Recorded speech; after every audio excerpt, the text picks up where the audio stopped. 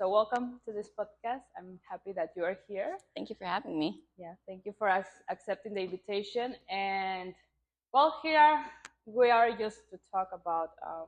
We just did a class of Jiu Jitsu, which was You could tell. amazing. You could We're tell. sweating. We have the glow. I'm shaking.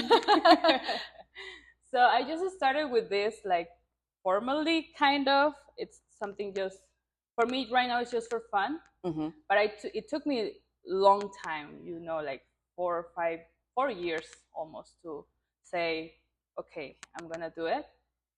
I'm curious because now that I've been doing it a little bit more, it's like I am starting enjoying it, which is the way I was afraid of. I want this to like me. But how you start with this? I started almost 10 years ago. So I think it was like my 35th or 36th birthday. I'm aging myself. And we were living in Virginia at the time. And I Googled a gym. Like I just wanted to start. So I Googled a martial arts gym. So I was never in the gym. I didn't really work out. I wasn't super athletic, but I wanted to start working out. I didn't want to join like a regular gym because I was too intimidated, and I wanted to start martial arts for self-defense. So I Googled, and Jiu Jitsu came up as being the gentle art. So I'm like, okay. And I found one near my house. The gym that I was at was called Trident Martial Arts. It was run by Pat Trey, who is a Navy SEAL. And I walked in. I was really, really intimidated because a lot of the students were military, law enforcement, special agents, like FBI, like big, intimidating guys. There was a lot more guys. There wasn't very many women. So I tried my first class. My kids were with me. And I did jiu-jitsu first. So I did my first class. We did the warm-ups. As we were doing the forward rolls, I ran to the bathroom and threw up.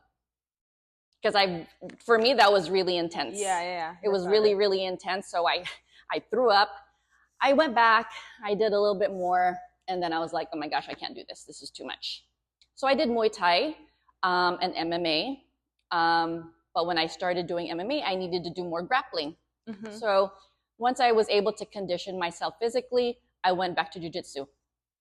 And that's where it began. When you felt like a little bit more stronger, you mean? Yeah, and it's really more the conditioning. Like I would always gas out. Always gas out. I'm like, oh my gosh, I'm too overweight. I can't do this. But my kids started doing it. The same day I started, my kids did it. Okay. So I didn't want to give up and be like, oh my gosh, mom gave up, so we're going to give up too. I wanted them because they were enjoying it.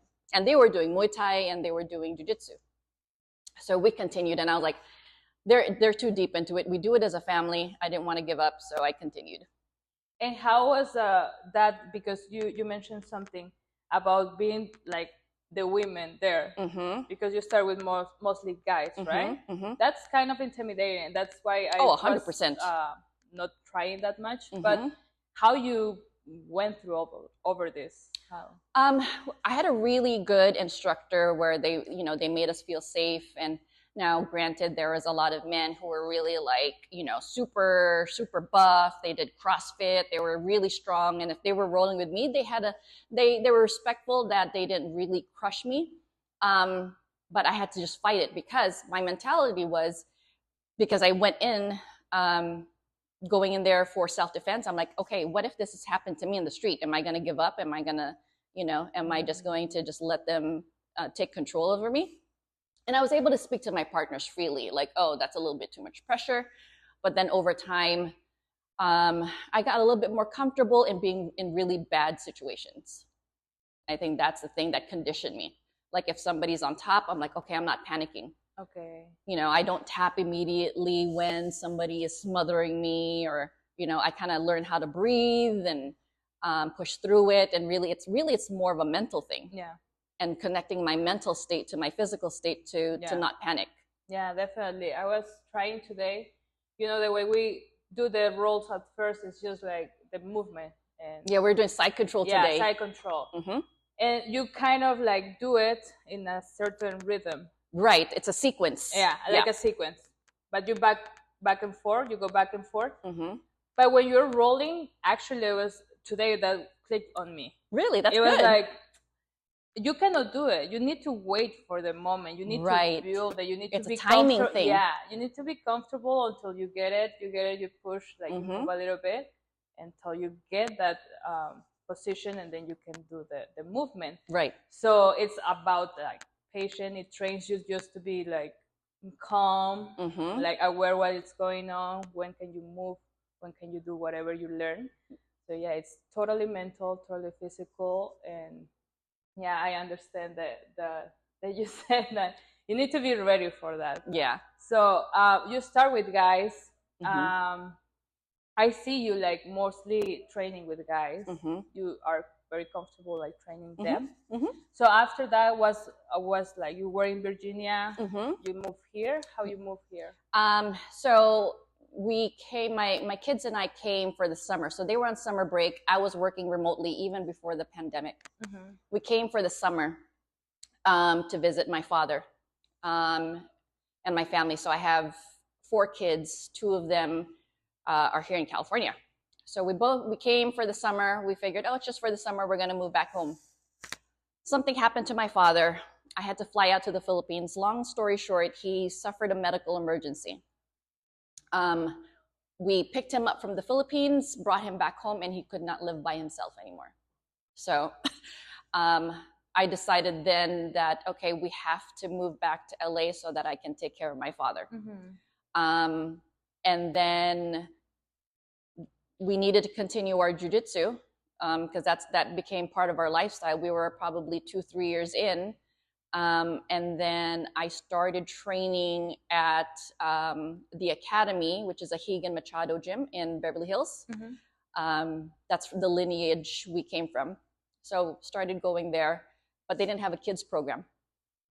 And so again, with the help of the internet, I searched for gyms around Hollywood because we were living in Hollywood. My father lived in Hollywood at the time. And I found Legacy, and my kids were training at Legacy first. I was still in Beverly Hills, and I was like, it doesn't make sense for me to go to 2 different gyms. So I switched here. It was a great vibe. It was like very familial. It was very welcoming. So we continued, and I'm still here. Yeah. How many years here? Geez, like over 7 years. Wow. Yeah. Most of your I came in as a blue belt. 7 years. Well, now you are a professor. That's good. How was that? How was all your path? It was very long. There was literal blood, sweat, and tears. Yeah. But yeah, I'm very appreciative of it. There's times where I'm like, oh my gosh, I don't deserve this belt. I have imposter syndrome. But, I learned that you have to work up to the belt. If you don't feel like you're quite there, you work up to it and not really focus too much on the belt. You're more just enjoying the whole, and it sounds so cliche to say it's a journey, but you just want to enjoy doing it because it's part of our life. My kids do it. My son competes. And yeah. And I have a great family here. So yeah. How did you feel that Jiu-Jitsu changed your life? It's a mindset. I think Jiu-Jitsu, I was very reactive before. I was very short-tempered, and I would just react. Like if somebody cut me off, oh my gosh, I'd be quick to like cuss them out and, just be very reactive. In Jiu-Jitsu, it teaches you how to control your reactions under duress.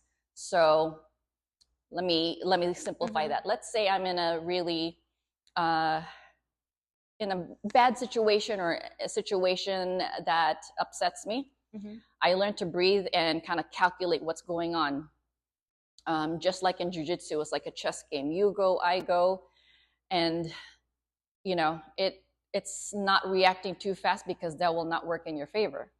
So it took me a long time to learn how to breathe, how to control my movement, how to, you know, like when people think of martial arts, oh, you have martial arts, now you have an arsenal of things, you can fight everybody on the street. No, the last thing I want to do is initiate a fight. I try to keep that in mind. Like, okay, I have, fundamental tools where if I'm caught in a situation, I can handle myself. That's good. You think that now you have how many kids? 4 kids. 4 kids? I just know 2. Yeah, I have 4 kids. I have 2 adults, and then the 2 that you see here at the gym. Okay, all of them are guys? No, so my oldest is a daughter. She is turning 29 this year, and then my oldest son is 24 this year. And then I have 2 additional sons, 16 and 13. So are they into this? No. So my daughter refuses. She's not really into it's very intimate when you do jiu-jitsu. Yeah, definitely. There's a lot of touching, there's sweat, there's, so she's not. But my son did jiu-jitsu for a few years when he was younger, before I even did it. So my oldest son did jiu-jitsu. And then it was just such a small gym that he was too old and too tall for the kids and too young for the adults. So he just ended up quitting. He didn't find that sweet spot. Yeah. And then my 2 kids, they still do jiu-jitsu. Wow. Yeah. Do you think that it's something that encouraged you to do it too? Like, yes, for them to protect themselves, but also you know what are they doing? Or yes, for sure. So it's kind of so even though like my sons do it, like I can't tell them, oh, do this, or you did this wrong. Like they, regardless of my belt or how long I've been doing jiu-jitsu, they're like, oh, mom, you don't know what you're talking about. They take advice better from the other coaches and professors. But part of the reason I had them do jiu-jitsu is also for the same reason I did it. It's for self-defense. Okay. I wanted them to have confidence, number 1. Number 2, I wanted them to be able to defend themselves in the event that something happens to them. So if somebody tries to attack them, they already know what to do.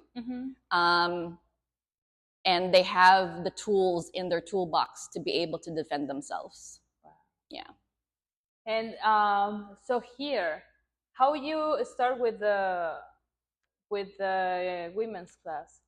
It's like something that came, or you came and it was already a women's class? There was a women's class. I didn't start initially, only because I was so used to rolling with men. Oh, okay. Yes. Yeah. I was so used to rolling with men. Excuse me. And then I started doing the women's class with Professor Felina, and then did it with Monica when she took over. And I just like the vibe. I've experienced,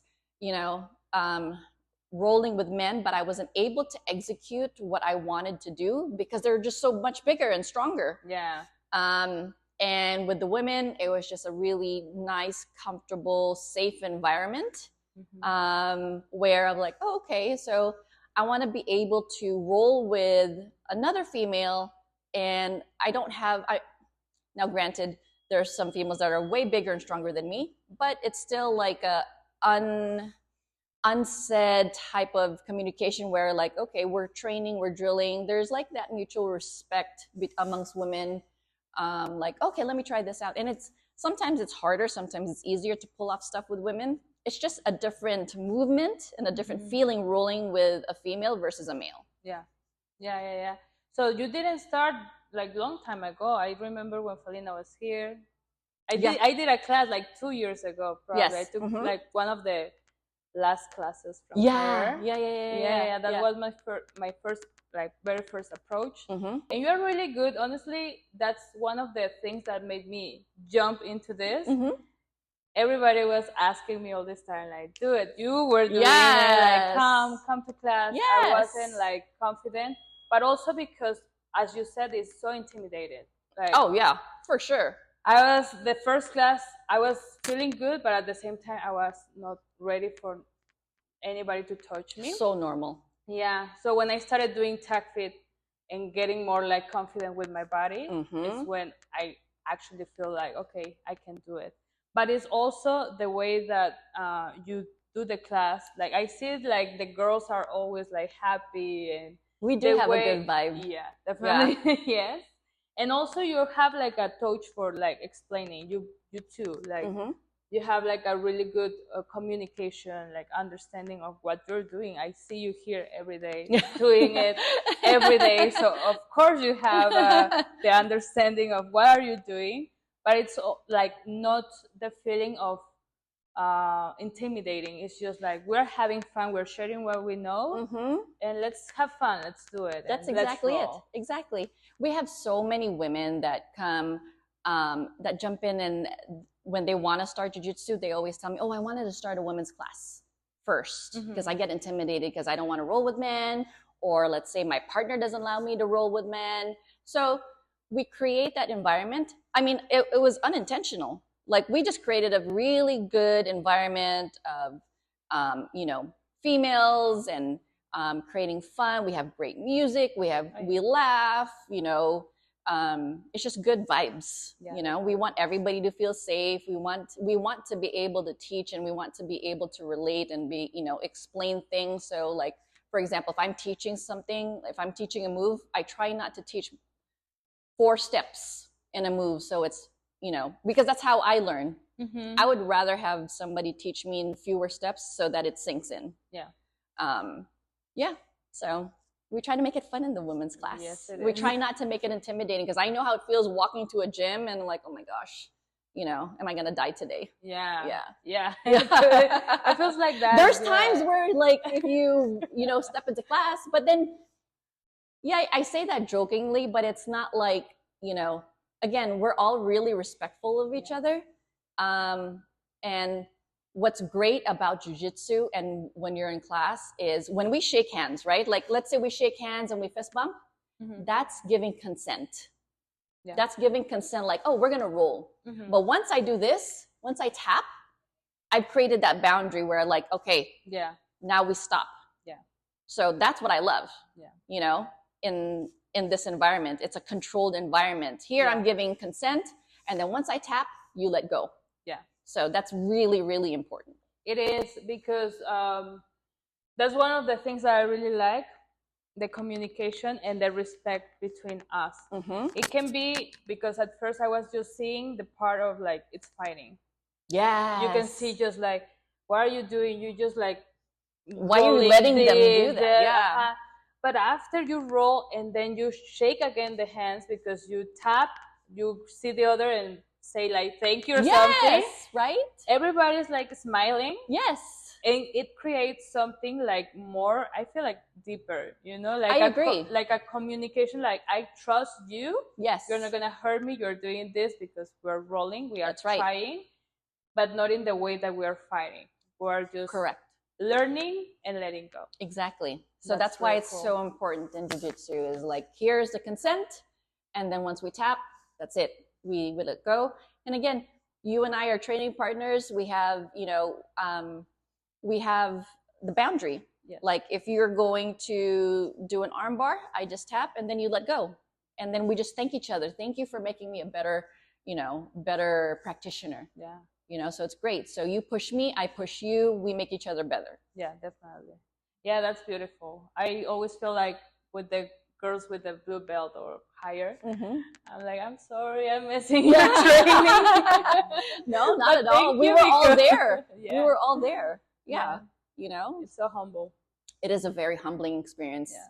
Yeah. I was doing a podcast with Professor Crane, and he asked me too, like, what did you learn from jiu-jitsu? I said, it's very humbling. Yeah. It's, you could be, whatever profession you're in, you could be a doctor, a lawyer, law enforcement, anything. But when you come to do jiu-jitsu, it's a very humbling experience, because you thought you could do this, you're great at this. But when it comes to rolling, it's not like a team sport where you have other players to make the team better, right? In jiu-jitsu, it's just yourself against, your partner. So it's all on you. It's all on you. So. Yeah, definitely. And going back a little bit with the women's, how do you think, like, this is good for the girls, how you would you encourage them? Because it's, as we said, like it's intimidating and everything, but how you think that this is like something that we can actually approach to, how we can think about? That's a great question. I get asked that question a lot. Is it's easy for me to get somebody in the door. I tell people, like, I talk about jujitsu so much ad nauseum, meaning, like, I tell people, like, in my family, oh, try jujitsu, it's great for self-defense. They're like, oh no, I don't want to touch people, or roll with sweaty guys in pajamas. I'm like, well, what are your options? One, you're never too old. I started like mid-30s, almost 40. Okay. So it's not too late. I wish, there's times where I wish I started as early as my kids. One, it's not too late. Two, you don't have to be super fit to join jiu-jitsu. Again, I was like, not overweight, but I was heavier. I didn't work out. I didn't have any conditioning, nothing. I wasn't athletic. And it's just being consistent. And the benefits of doing jiu-jitsu far outweigh whatever like disadvantages. You're able to defend yourself. You're able to protect yourself. You're gonna get a workout in. I mean, we just finished class, Yeah. but you're learning things to defend yourself without even thinking that these are self-defense tactics, where it feels like a workout, Yeah. But over time, you create things that become muscle memory to you. Like, heaven forbid somebody comes up to me and tries to approach me. Without even thinking, I know how to defend or evade or block. It's just like a natural reaction. Yeah, it's just natural. Your body. Yeah. Exactly. It builds that confidence. Yeah. The more you do it, the more you feel confident, like, oh, okay, it's starting to click. It's starting to click. And it's very empowering, especially with women. Again, I didn't start it. There was very few women when I started, very few women in my school. And when I started doing it, I'm like, okay, if I can defend myself with men, it gives you a sense of confidence like no other. It doesn't make me overly confident. Of course, anything can happen on the street. Yeah. But as long as I know that I know the fundamentals, that I can protect myself and my kids and my family. Yeah, definitely. Wow, that's cool. So, with you recently did taxi too. Yes. Sometimes I thought that was harder than jiu-jitsu in a lot of ways. Oh my gosh, yes. Yes. How? No. Yeah. Yeah, but it's so helpful. That's one of the things that make me do jiu-jitsu, because once I feel stronger, I was like, I can do this. Which is great. I'm glad that you did jiu-jitsu, or you did TAC-FIT before jiu-jitsu. Yeah. I wish I did that. I feel like now TAC-FIT, it's like, okay, that's where people go when they're broken. For fix it? Yeah, it's for recovery and for rehab. We have a recovery too here. Yes, speaking of.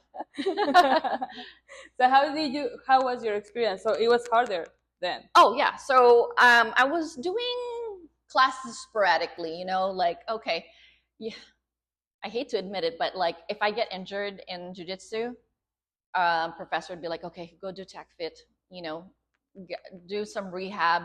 It's essentially physical therapy. Yeah. Okay. So if not even better. So I go into TAC-FIT, I would do the workouts, and then something happened to me literally last year. Last year, I was just in a really, really bad place. And professor came up to me and be like, listen, you're going to do your TAC-FIT certification.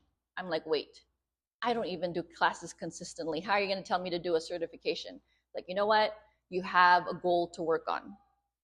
So I stuck to it. I was doing the protocols. I was doing more classes. And I'm like, okay, I'm going to set myself a goal, and I'm going to do the certification. When did we do our certification? Like in October? In October. In October. Yeah, it was October. So a year ago, I went to Barcelona Wow. for the TACFIT certification. With Ricky and yes, Monica. they did level 2. Nestor, yeah. Yes, I don't know if Ricky did no, one Ricky of those. did level 1. And it was Monica intense. was waiting for the level 2 here. Correct. So I watched. So I had no intention. I had no intention. I just happened to be in Paris, and I just happened to be in Paris. And then I know. Yeah. And I was like, oh, just join us, and join us in Barcelona, and then you can just watch the certification. And I was like, oh my gosh, there's no way. They had club bells, kettlebells. I'm not sure if they had steel mace, but there was a lot of body weight. I was like, oh my gosh, there's no way. So I watched, and then I was kind of doing it on the side while they were doing their certification. And Monica's like nudging me. It's like, oh, go do the workout. Just don't sit there. Monica. Yeah, of course, Monica. She just like nudged me and be like, go do the workout. And it was very inspiring. Very, very inspiring. So I'm like, okay, I'm going to set a goal. I'm going to do these protocols.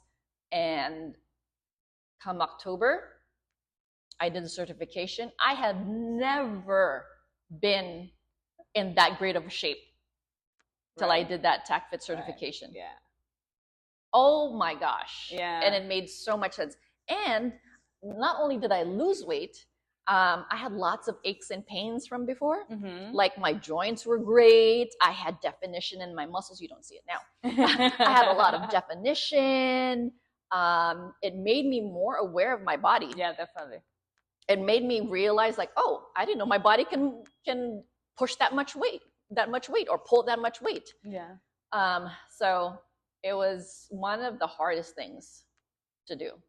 But it kept you in the track, like it gives you a goal, as Professor said. Yeah, for sure. And not only did it make me physically stronger, it made me mentally stronger. Because like I said, I went in and I was in a really, really, really bad place, like psychologically and emotionally. And once I did that, I felt my endorphins boost. I felt really good. Like the physical aches and pains, I have them. I was doing Jiu Jitsu at the same time. And at that time, I was training almost 7 days a week, sometimes twice a day, and then doing the TACFIT. Yeah. So TACFIT and Jiu Jitsu together. Oh my gosh. It was doing so the good. test. Doing that. Oh my gosh. Practicing for the test. Yeah. I remember we were in a group chat, and it was good because it's a community. We want to see, everybody around us, do good. Yeah, definitely. And we all did. We all passed. Yay! Yeah, I saw you. I was like, are you gonna do it? Okay, I know. Let's do it. And it was so much fun.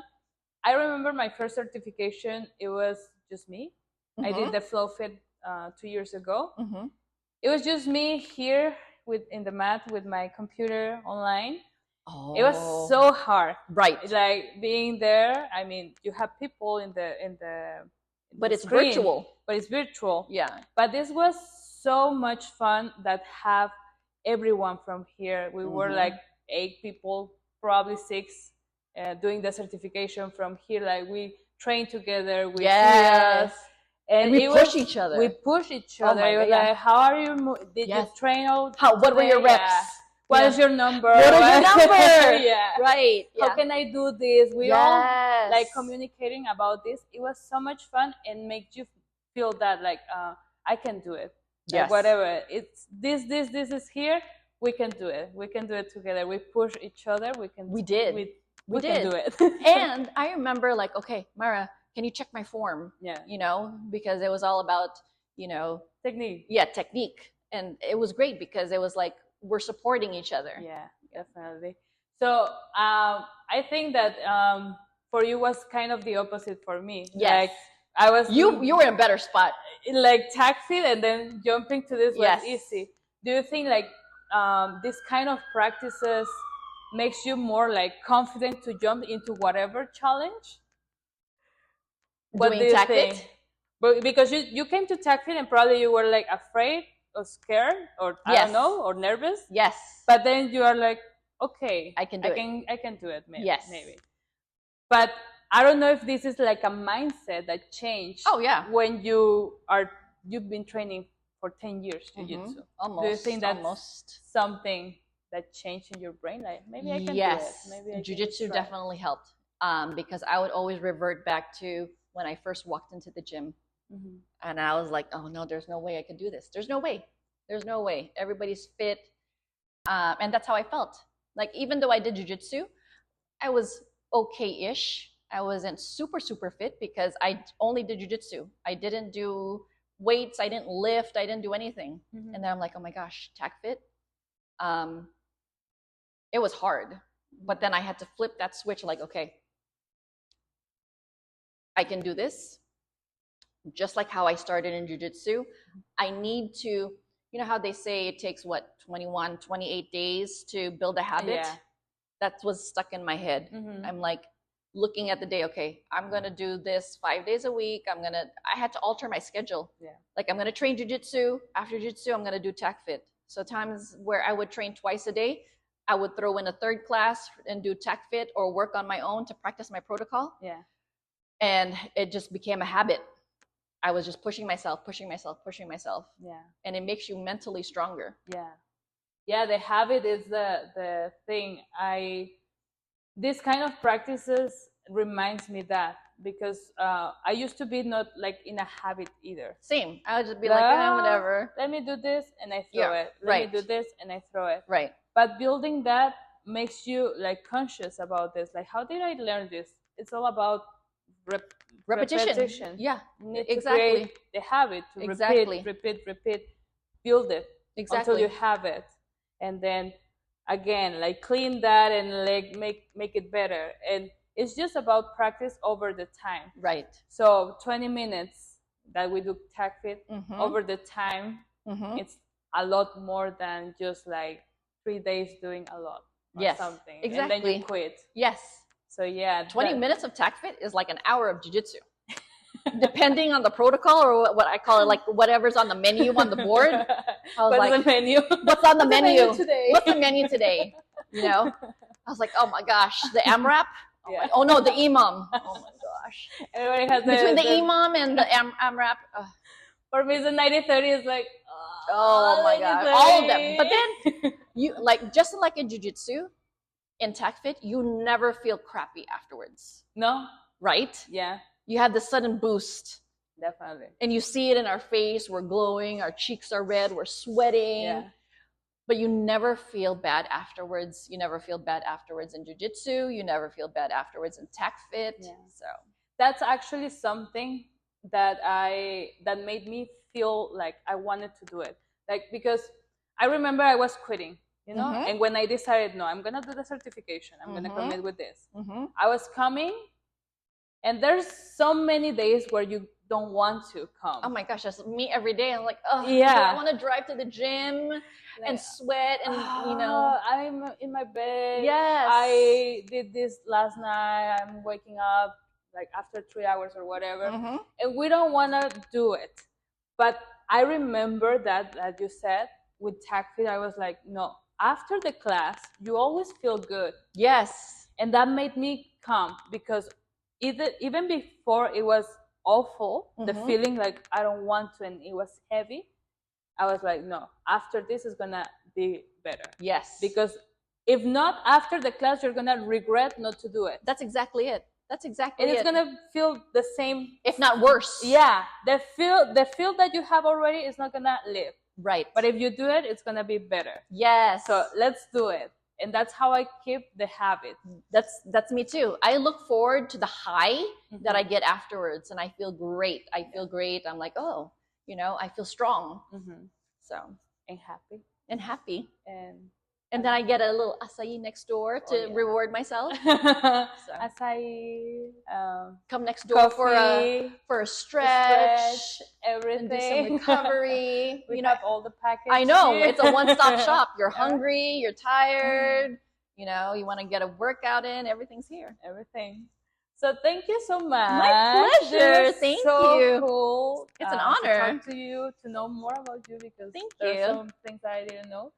And thank you so much. You're being like really good teacher for me, really good. I've been learning so much from you, not only about jiu-jitsu, but other things. Life. Like you're Life. you're really kind, and like you are always here taking care of a lot of people. So thank you so much. Thank I really you. appreciate I your appreciate time. you. Thank you. Aww. Anything you want to say to the people here? No. If you're afraid to join any gym or embark in a new journey, don't be. It's better late than never. Awesome. Thank you so much. Thank Anjanette. you. Thank you. Thank you.